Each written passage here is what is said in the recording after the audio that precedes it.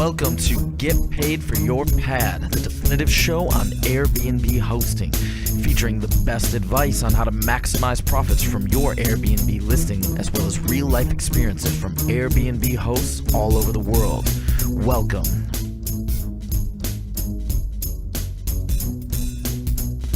Get paid for your pad. Get paid for your pad.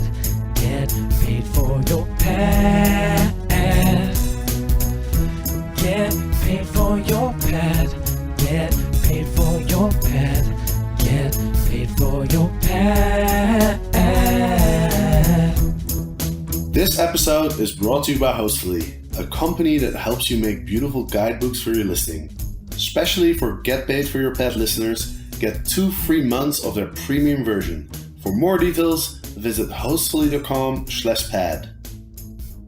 Welcome to another episode of Get Paid for Your Pad. My name is Jesper. I am your host today, and I'm speaking to Mr. Matt Elder, who is an Australian who has resettled in the United Kingdom and is an Airbnb host there.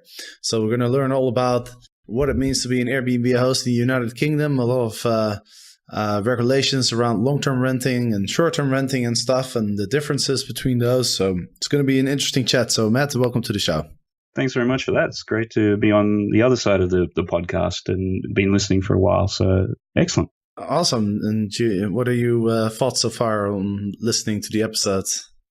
I've learned a ton of information out of it before I started doing my own serviced accommodation. Listening to your podcast and a few of the others out there, you just learn so much and pick up all the bits and pieces. And I think, as somebody else has said, they learn 80% of what they know through podcasts. Right. Yeah. And, I always enjoy having somebody who actually listens to the podcast on the show. So I'm excited to speak to you. Could you share some about your background and how you moved from Australia to the UK? Yeah, sure. I'm Australian, born and bred, and I married a British lady, and we moved over to the UK about 4 years ago because we had some little kids and the grandparents are over here. And I'd been in Australia and Sydney in particular for about 20 years and decided to try something different. So we moved over to the UK, and just with the way, very, very aware of pensions and superannuation or 401k, and we just needed to deal with that. So we started doing some property investing, and that went really well. And then just recently, we've decided to expand into the short-term market. It's just better cash flow and deals with a few of the recent changes and legislation attacks and so forth on the traditional landlord. Can you share a little bit more about what's going on in the long-term renting situation in the UK? Yeah, sure. The UK is a small little island with about 65 million people, and they haven't been building enough houses for probably the last 15, 20 years. So there's a huge shortfall in supply, which basically means prices are ever increasing, rents are ever increasing. So governments, as an attempt to deal with that, rather than deal with the supply issue, have been dealing with the demand issue through regulation changes, tax changes, and so forth. And the most recent one has been a matter of you are now taxed on revenue rather than profit. So in certain areas, it's become really unprofitable, and you're starting to see that filter through, landlords selling up or just changing dynamics of the market. And with the short-term rental market, the what they call here the furnished holiday lets, that's actually considered a business. So it falls outside these tax changes. So it's certainly attracting more landlords into the space.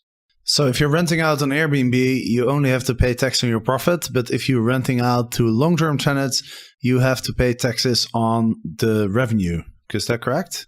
That's correct. There is some nuance with that.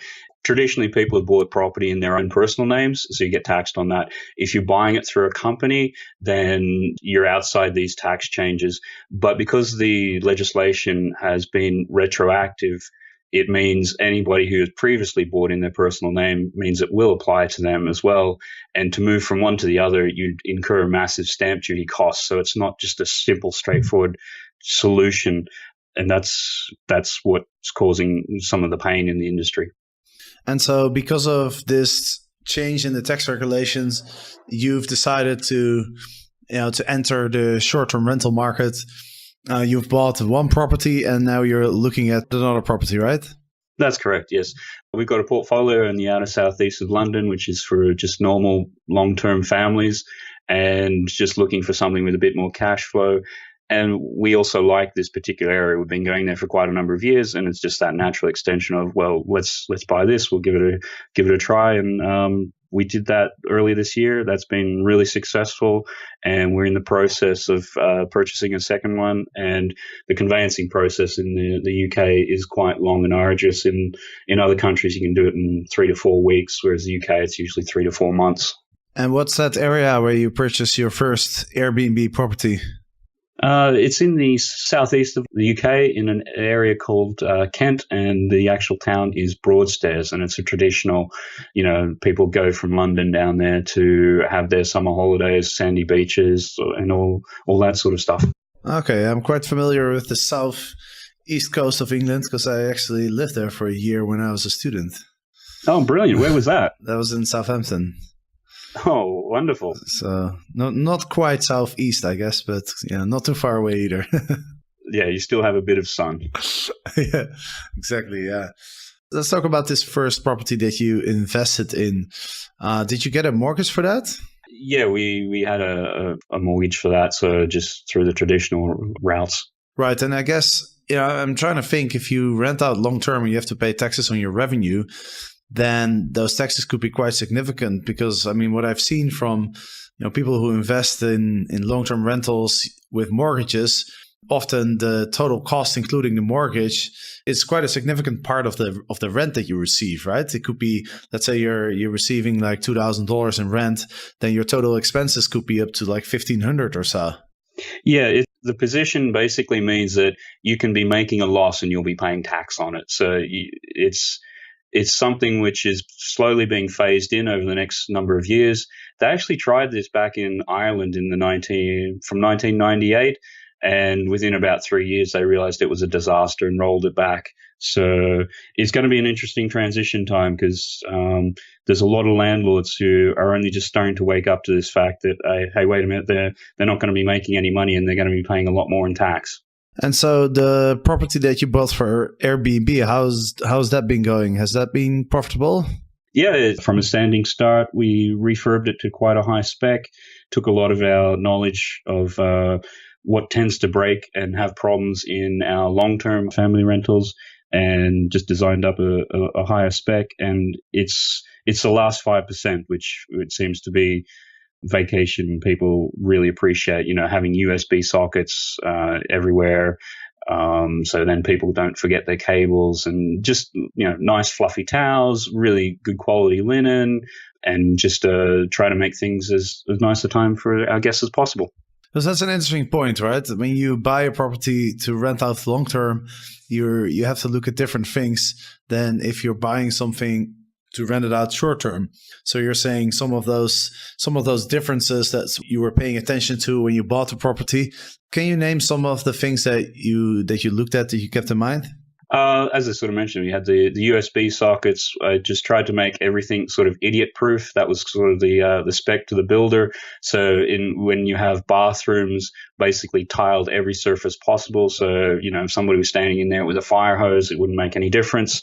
And just with lots of the, light sockets and pendant lights, and just the different ways the windows open and all that sort of stuff. It's always sort of like, what's going to be the most useful for a guest staying as a short-term rental, and what's going to be the least hassle from a maintenance, because you probably stayed in places where you walk in and the shower's broken or those sorts of things, and it always just leaves that sour or a little taste in your mouth. So trying to design those things out to begin with.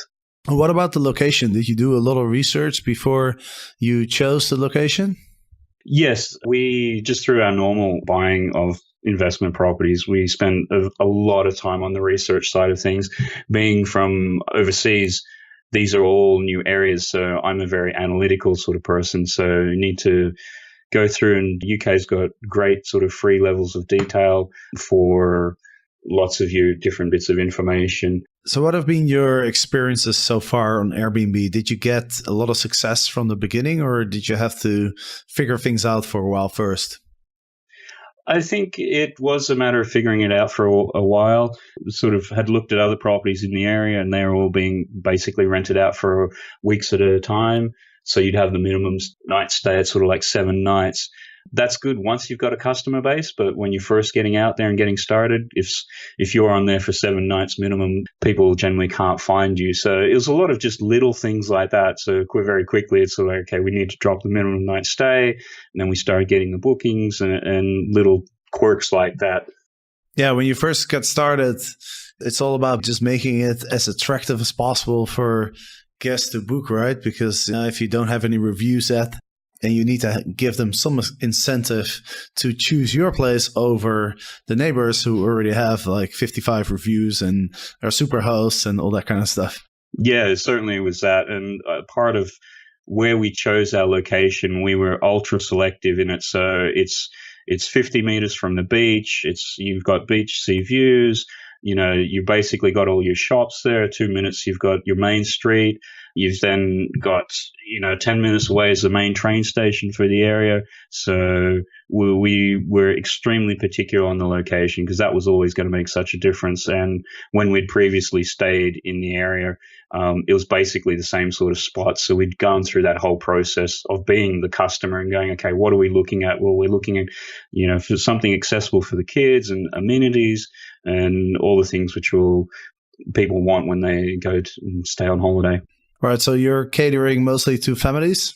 Yes, we're catering mostly to families. When we purchased the property too, part of the refurb, it was a really large 2-bedroom flat, which we then changed and moved some walls around and made into a 3-bedroom flat. So that was always part of where we wanted to target. So you can have anybody from a couple just coming down for a weekend or intergenerational families. So we've had, some grandparents come with their kids and grandkids, or, 2 couples with kids, or even had some where it's been a couple of sisters and they've had all the kids because the husbands have gone off for a fishing trip. And did you turn one of the bedrooms into a master? Yeah, one of the bedrooms was, they're quite large rooms. So we turned into a master, put an ensuite in there. And even with that, there's still good sized rooms. So it's not like, you're just trying to stack beds for the sake of it. And then to appeal to the kids market, because probably I heard it on one of the other podcasts or somewhere along the line, while it's the parents that choose the destination, it's the kids that will decide the actual location. So we've got in the kids' room, there's a giant London double-decker bus bunk, and we knew that sort of worked because once we put it together, our kids were playing on it for a couple of hours. So, and it's just a bed. So, but that's just the sort of thing. It's having that appeal in there. Right, that's smart, because when the parents are going to read in the reviews how much fun the kids of other families were having, then I'm sure that would be a great relief. If you can leave your kids to play with the bed for a couple hours, then you can take a little rest and read a book or something. Yeah, so you have that, and you've also got, there's kids' toys and books and PlayStations and all the rest of it. So, yeah, on the off chance that, jolly old England has a little bit of rain, there's still plenty of stuff to do inside, and they don't feel like that, came all this way, paid all this money, and then we got stuck and had nothing to do. So trying to cater for that as well. Yeah, I guess having some activity options that you can do when it's raining is quite important when you're hosting in England. Yeah, and we've also figured out in the area the places which are got soft plays for little kids, and there's a couple of them there which are free. So it's sort of like, okay, well, if it's raining, go along to here. You've got the bar in there as well, so you can watch the sports, and everyone can just have a good time. You've heard me talk about Hostfully a lot over the past few months. I love sending my beautiful Hostfully guidebook to my guests, as it makes me look very professional. I also love including screenshots of my guidebook in my actual Airbnb listing. This helps me stand out from the crowd. Well, now I'm thrilled to announce that I'm a sponsor of the Hostfully Host program. Twice a month, Hostfully selects a host and features them on their top-ranked blog. This is great promotion for your listing and a cool way to share your favorite local spots to a large audience. What's even cooler is that each Hostfully host gets a free set of organic sheets from the clean bedroom. And now that I'm a sponsor, you'll also be featured in my newsletter my social media feeds, and you get free access to my video course on how to be a great host. For more details and how to apply, visit hostly.com/hostlyhost. Awesome. Let's talk a little bit about management, because I know you live in London, right? So you're managing your property remotely. Yeah, that's correct. When we first purchased the property, we did a pretty extensive refurb, and it was always a matter of, we're not going to be able to check in guests, and everything has to be designed so it can be done remotely. So, in terms of having key safe lock boxes and just all the systems behind that, using the channel manager, having good communication with the guests, and, just doing little things like we've created a Dropbox, and within the Dropbox, we've gone through and scanned in like all the local brochures. So they're in there, and all the different manuals for appliances and anything like that. So if anything ever does go wrong, you've got these ports of call first and foremost, and making sure that also to the guest guidebook is quite extensive as well.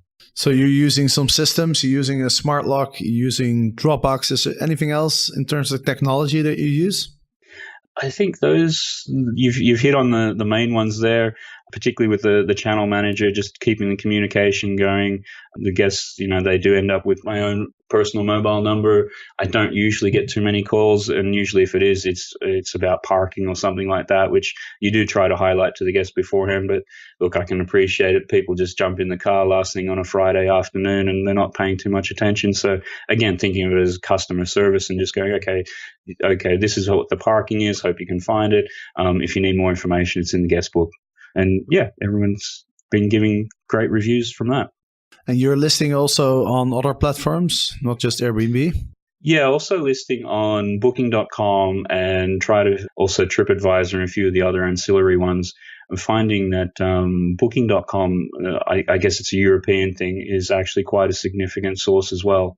Yeah, Booking.com is very popular in Europe. I personally always use it when I book hotels. Yeah, and it's probably based out of Amsterdam, which is always a bit of a challenge because when you're initially setting up on the platform, they still insist on sending out via traditional mail an access code to the property, and that took about 6 weeks to get. But I had been given the heads up on that, so it was kind of factored in, but it still was annoying when we're so used to this day and age where you can do most things online pretty quickly. But I appreciate they do that so to try to cut down a lot of the credit card fraud that's happening.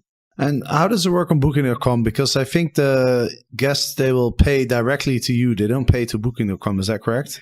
Booking.com have recently gone and changed their system over. So you can actually get Booking.com to collect payment on your behalf, which is an interesting how we've got it set up, because we're just racing to get everything set up, and we just didn't want to be dealing with Stripe and part of another merchant provider and part of a networking group had other people who've set up, and it's taken them a while. And do you see any differences in the clientele that you get from Airbnb versus Booking.com? I think the clientele on Booking.com, by default, you have to have instant book, which after a while we just turned that on for Airbnb as well. But still you need to have be verified with a couple of different documentation. I think the clientele on Booking.com, because of the instant book, they'll make a decision. So the first time you'll know about it is basically here, we've booked. Airbnb, I find they have a tendency to want to know more about the property or have specific interests that are being tailored to whether or not, the shopping's local or different things there. And I find a lot more business clients actually coming through Booking.com, because in the area there, particularly during the week in the off season, there's a lot of people traveling for work and different things like that. So it's been good, because then we can still just keep things ticking over with a few people coming down for work. So are you using a particular type of software to make sure that your calendars are synchronized and that you don't get double bookings?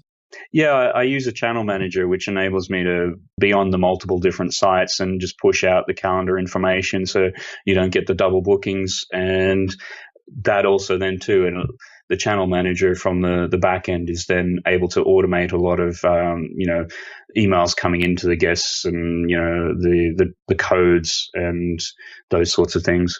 Right, and then you're also able to respond to messages in one place, so you don't have to log into Booking.com and TripAdvisor and Airbnb. You can just all message your guests from one place. Yeah, exactly. So you get all the information coming into one place, so you can deal with it there. I've also given my cleaners like a staff access to that account. So when I go through and I get a booking, because there's all sorts of different bed configurations, we've got these Ziploc beds. So they can either be, two big singles, or you put them together and there's doubles, which then just adds logistics in terms of, well, what type of bedding? Do I need king size fitted sheets? Do I need singles? So it just enables you to help control all of that, because I'm never there doing it, and I'm just relying upon the cleaners. And that's one of the key things. If you're doing something remotely, the cleaners that you have are absolutely critical for your success. Absolutely. How did you find your cleaning staff? As part of the research, when we were doing it, we were actually going and staying with competitors. So it's very much in that vein of Sam Walton, where the guy who set up Walmart, where he spent so much more time in his competitors' shops than his own, trying to learn from them. So that's what we did. We stayed with a lot of the local ones there, and we could walk into a place and sort of go, oh, well, this one's kept really, really nicely. We should try to find out who the cleaners are for this. And we actually came across that one by accident, because one of my sons, they left their little cuddly toy, and we didn't realize that until we got in the car as we were checking out, and just happened that the cleaners came in at the time, and we just sort of asked them for some further details and been working with them since. And also too, just sort of checking out what the cleaners were all about. This company, they basically employ working mums, which works out great, because they've got the kids' school run, which goes at 9, so then they can be in for checkout at 10, go through and clean. They'll have the school run then at about 3 o'clock in the afternoon when guests are checking out or coming in as well. So it just means you, by and large, you're guaranteed that their workforce is going to be available, and for them it suits them down to the ground. That's a very smart idea, to stay at some local Airbnbs, and something that I think is really a good recommendation for anyone who is looking to invest in an Airbnb, is to just stay with some Airbnbs in the neighborhood where you want to buy, because not only is that an opportunity to meet your future cleaning staff, but you also get to understand a little bit better, what your competitors are doing, but also what the guests are looking for, right? What type of guests are visiting the area and stuff. So I think that's essential groundwork before you invest. Yeah, and certainly it's with the cleaners, once we took them on, they then actually told the other guys, the other owners, and the other owners got in touch, and it's, while they're a competitor and everything, we've actually sat down and, just had a bit of a chat about different things they've found, different things we've found. And certainly when I get some guest making inquiries with bookings I can't handle, I'll text them and say, hey, look, we've got this inquiry. What do you like? So even though the competitors, it's actually sort of quite a friendly sort of thing. Right. Yeah, there's a synergy to be made between different Airbnb hosts in the same area. Yeah, because I think we all face generally the same sorts of challenges, and yeah. And from my experience, Airbnb hosts are typically very willing to help other people out. So it's good to hear that it worked out for you. Yeah, I think the personality type, you need to be sort of customer service focused, and so you're generally trying to help people out. Right, so we're getting to the end of the show, but I do want to ask you one last question, because you've hosted a number of people now in your house. What are some of the most remarkable, memorable, or interesting experiences that you've had with your guests so far? I think with my guests, I've been pretty lucky. It's a good sort of area. You get a good clientele base, so most people are always, really appreciative of all the fine details, and they're having great stays and leaving fantastic reviews. And so there's at this stage no horror stories to report. I'm sure at some stage that will happen, but I think you have a decent quality value proposition and product, and people respond to that. So you haven't had any issues at all? Nothing major. I think, there's been the occasional, somebody's left some stuff, which then I've just as courtesy gotten their address and sent it to them. I think it was a jacket or something. You've had the occasional I think somebody may have spilt some wine on one of the carpets, but we've got a really good relationship with our trades and everything. So, paid them a few extra pounds, and we just saw it as a cost of doing business and able to get that out quite quick. So, yeah, if the worst I've had so far is just a wine spillage, then I haven't had it as bad as others. All right, well, let's pray that it keeps that way in the future. And good luck with your second property that you're researching that right now, are you? Yeah, we've pretty much going through. We've made an offer. We're deep into the conveyancing process, so hopefully that's going to drop pretty soon. And lining up our builders who did the last one and did a great job on that to go through and hit that early in the new year. Awesome. That's great. Well, thanks, Matt, for coming on the show and sharing your Airbnb experience with everybody. And of course, good luck with everything in the future. And for the listeners, thank you for listening. Hope you enjoyed this podcast episode. And of course, on Friday, we'll be discussing this week's news in This Week in the World of Airbnb. So I hope to see you then. Get paid for your pet. Get paid for your pet. Get paid for your pet. Get paid for your pet. Get paid for your pet. Get paid for your pet.